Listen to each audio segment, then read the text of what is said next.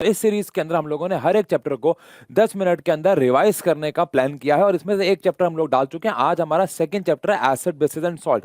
अब acid basis and salt ये तीनों के तीनों कंपाउंड के टाइप होते हैं, लेकिन एसिड बेसिस सॉल्ट के बारे में पढ़ने से पहले हमें जानना होगा कि इंडिकेटर्स क्या होते हैं। इंडिकेटर ऐसे कोई भी सब्सटेंस होते हैं जो अपने रंग या फिर अपने स्मेल को चेंज करते हैं एसिड बेस के प्रेजेंस में।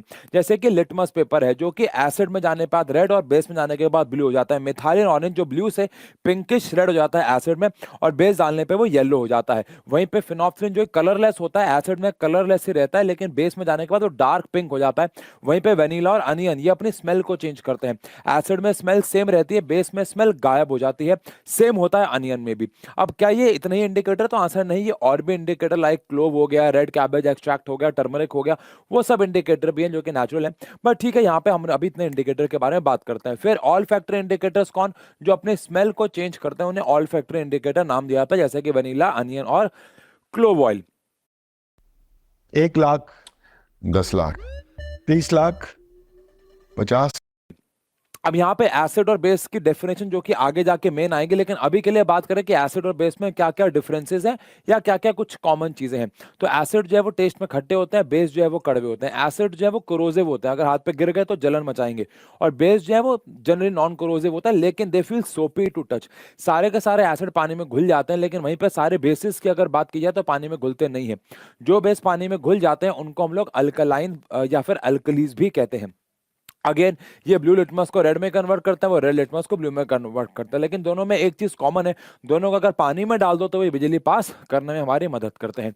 अब अगर केमिकल प्रॉपर्टीज की बात करें तो एसिड जो है वो जब भी मेटल्स के साथ रिएक्ट होते हैं तो साथ में हमें सॉल्ट देते हैं। जब भी एसिड्स मेटल के साथ रिएक्ट होते हैं तो हमें सॉल्ट और हाइड्रोजन गैस देते हैं। अगेन एक्सेप्शनल केसेस हैं जहां पे सिल्वर, गोल्ड, प्लैटिनम, कॉपर जैसे लेस रिएक्टिव मेटल रिएक्ट नहीं होते। और नाइट्रिक एसिड एक एक्सेप्शनल केस है जो हाइड्रोजन नहीं लेकिन H2O देता है। वहीं पे बेसिस जो है वो भी हमारे मेटल्स के साथ रिएक्ट होके हमें सॉल्ट और हाइड्रोजन गैस देते हैं, लेकिन बेसिस बहुत गिने चुने हैं जैसे कि NaOH और KOH जो कि मेटल्स के साथ, वो भी मेटल्स भी लिमिटेड है, यानी कि जिंक और एल्यूमिनियम, जिनके साथ रिएक्ट होकर सोडियम जिंकेट और सोडियम एल्यूमिनेट और साथ में हाइड्रोजन गैस जो है वो रिलीज करते हैं।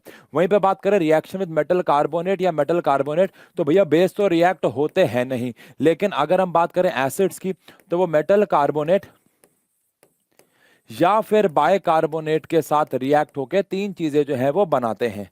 कौन कौन सी तीन चीजें बनाते हैं? एक तो सॉल्ट बनाते हैं, एक CO2 गैस बनाते हैं और पानी बनाते हैं।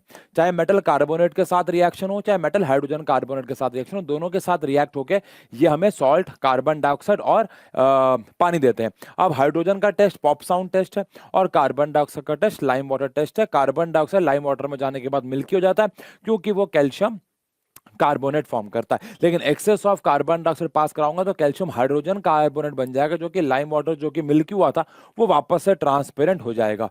वहीं पे आता है रिएक्शन ऑफ एसिड और बेस। जब भी एसिड और बेस आपस में रिएक्ट होते हैं तो न्यूट्रलाइजेशन रिएक्शन हो जाती है और अगेन सॉल्ट और वाटर बनता है।